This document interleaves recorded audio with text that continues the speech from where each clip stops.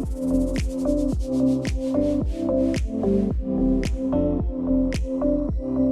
you go. Thank you so much. And remember, just wait till your teacher, till next week, you start going over everything. You don't start creating anything just yet.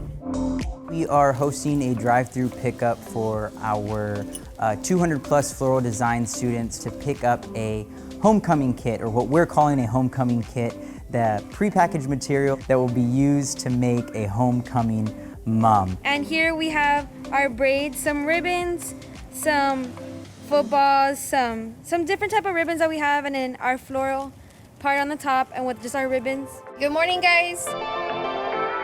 And you use ribbon, you want to make sure you're always looking at the shiny side. So they kind of get to bring the floral design world out to the community. So now that they get to make it in class, they get to see how they would be sold and then actually get to wear them to the game. So they get to see that from start to finish product. So now you should have an orange loop sticking out. I'm learning about how to make ties on mums, and I'm learning about new flowers that you can put on mums and how to create them. We're also learning about like the history of how floral design became to be, and like what influenced most of the floral design projects that we're gonna do this year. It's important to keep up with traditions just because to keep the normalcy. You know, being at home is a little bit different, teaching from the classroom or from home, very different for the kids. So we want to try to keep everything together and keep the traditions rolling.